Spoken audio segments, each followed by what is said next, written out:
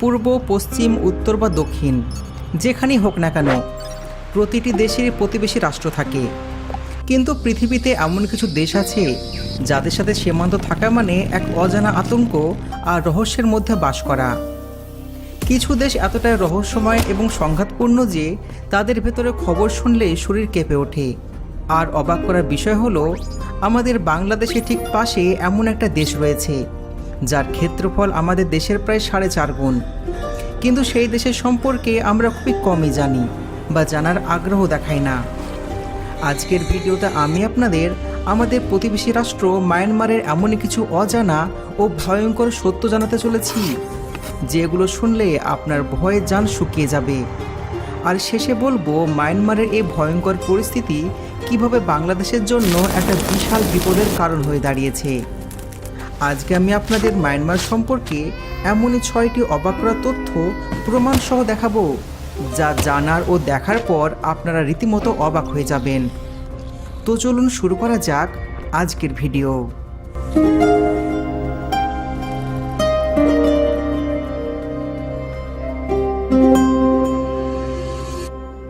Number 6। বন্ধুরা, এটি পৃথিবীর এমন একটা রাজধানী যা দেখলে মনে হবে কোনো সায়েন্স ফিকশন সিনেমার ভুতুড়ে শহর। 2005 সালের 6 নভেম্বর দেশের সামরিক সরকার কোনো আগাম ঘোষণা ছাড়াই রাত্রের অন্ধকারে জঙ্গল ঘেরা এক দুর্গম অঞ্চলে এই রাজধানী তৈরি করেন, যার নাম নেপিডো। শহরটি আধুনিক সুযোগ সুবিধা দিয়ে তৈরি এবং এই রাস্তাঘাট অনেক প্রশস্ত। কিন্তু অবাক করার বিষয় হলো, এত বড় শহরে সাধারণ মানুষের সমাগম বা কর্মব্যস্ততা নেই বললেই চলে। চারিদিকে একেবারে খা খা করে। আন্তর্জাতিক গণমাধ্যম একে প্রায় সময় ভুতুড়ে শহর বলে ডাকে। একবার চিন্তা করে দেখুন তো, আপনি এমন একটা বিশাল আধুনিক শহরে একা হাঁটছেন, কিন্তু আশেপাশে কোনো মানুষ নেই। এখন কি আপনি এই ভুতুড়ে শহরে ভ্রমণ করতে চান? অবশ্যই কমেন্ট বক্সে জানাবেন। নাম্বার 5।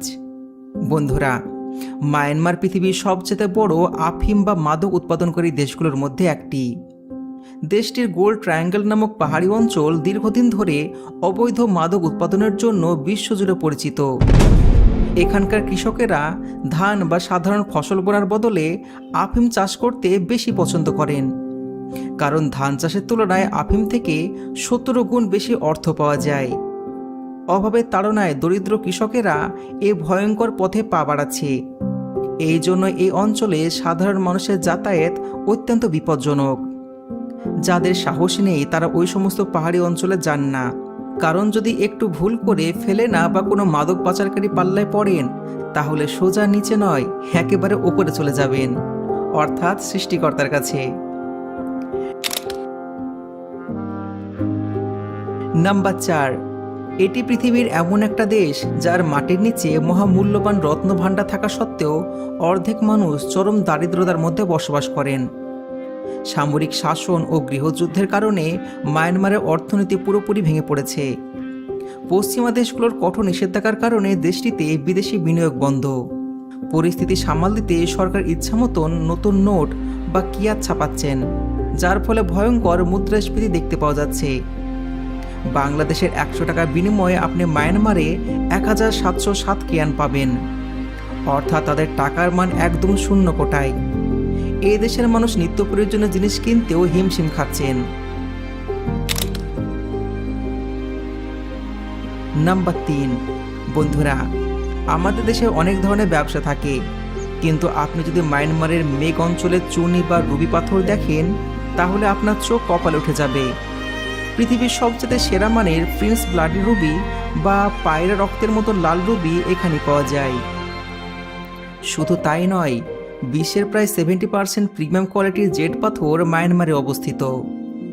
এত বিপুল পরিমাণ প্রাকৃতিক সম্পদ থাকা সত্ত্বেও দুর্নীতির কারণে এই দেশ অন্ধকারের অতল গহ্বরে অবস্থান করছে। 100 স্কোরের মধ্যে মাত্র 16 পেয়ে বিশ্বের সবচেয়ে দুর্নীতিগ্রস্ত দেশের তালিকায় মায়ানমারের অবস্থান তলানিতে। অনেক সম্পদ থাকার পরও দুর্নীতির কারণে এই দেশের মানুষ আজ গরিব। দুর্নীতিবাজদের এই সিদ্ধান্ত কি আসলে তাদের জন্য ঠিক হয়েছে নাকি ভুল? প্রিয় বন্ধুরা, অবশ্যই কমেন্টে জানাবেন।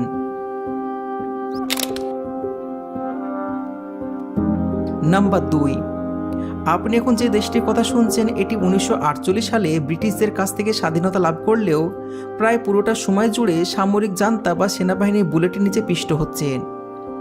2021 সালে ফেব্রুয়ারি মাসে নতুন করে সামরিক অভ্যুত্থানের পর দেশে ব্যাপক গৃহযুদ্ধ শুরু হয়।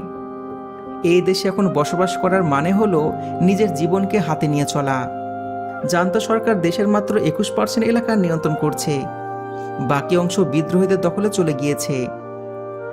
হাজার হাজার মানুষ নিহত হচ্ছে এবং প্রায় 30 লক্ষের বেশি মানুষ বাস্তুচ্যুত হয়েছে। তবুও এই দেশটিতে মানুষ বেঁচে থাকার আপ্রাণ চেষ্টা করে যাচ্ছে। বন্ধুরা, আপনার কি এমন একটা যুদ্ধ বিধ্বস্ত দেশে যাওয়ার মতন সাহস রয়েছে? যদি থাকে তাহলে অবশ্যই ভিডিওর কমেন্টে ইয়েস বলবেন, না হলে নো লিখে জানাবেন। নাম্বার 1, এই দেশটির রাজনীতি, বিজ্ঞান ও ইতিহাসের এক চরম বিষয়। মায়ানমারের সবচেয়ে পরিচিত মুখ অং সান সুচি, যিনি সামরিক জান্তার বিরুদ্ধে দীর্ঘ 3 দশক ধরে অহিংস আন্দোলন করে নোবেল শান্তি পুরস্কার পেয়েছিলেন। দীর্ঘ 15 বছর তিনি গৃহবন্দী ছিলেন। কিন্তু এই রাজনৈতিক নেত্রীর বিশেষত্ব হল 2015 সালে ক্ষমতায় আসার পর তিনি যখন নিজ দেশের রাখাইন রাজ্যের রোহিঙ্গা মুসলমানদের ওপর সেনাবাহিনীর ভয়াবহ গণহত্যার পক্ষে অবস্থান নেন, তখন পুরো বিশ্ব অবাক হয়ে যায়। আন্তর্জাতিক অঙ্গনে তিনি তীব্র সমালোচিত ও নিন্দিত হন। এবার হয়তো শোনার পরে আপনার মনে প্রশ্ন এসেছে যে একজন নোবেল বিজয়ী কেন এমন করলেন।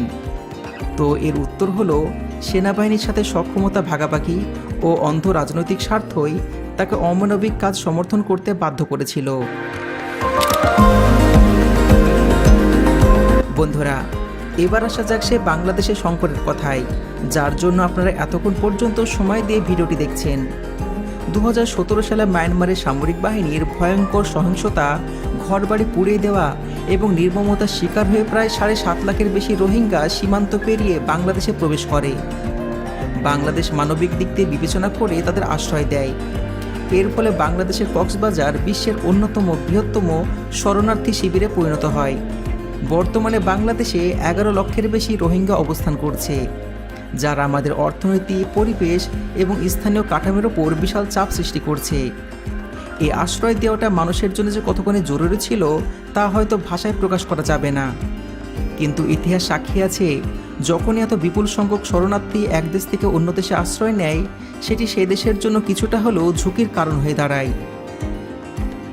যদিও বাংলাদেশ আন্তর্জাতিক সম্প্রদায়ের কাছে এই সংকটের টেকসই সমাধান এবং রোহিঙ্গাদের নিরাপদ প্রত্যাবাসনের জন্য দাবি জানিয়ে আসছেন, তারপরও মায়ানমারের অস্থিরতার কারণে আজ পর্যন্ত এর কোনো স্থায়ী সমাধান হয়নি। আল্লাহ না করুক যদি এই সংকট আরও দীর্ঘস্থায়ী হয়, তাহলে এটি আমাদের দেশের জন্য ভয়ঙ্কর বিপর্যয় ডেকে আনতে পারে। শুধু বাংলাদেশ নয়, এই অঞ্চলের শান্তির জন্য মায়ানমারের স্থিতিশীলতা জরুরি। আমরা সবাই দোয়া করি আমাদের দেশে আশ্রয় নেওয়া এই মানুষগুলো যেন দ্রুত সসম্মানে ও নিরাপদে তাদের নিজের দেশে ফিরে যেতে পারে। তো বন্ধুরা, আজকের ভিডিও আমাদের এইটুকুই।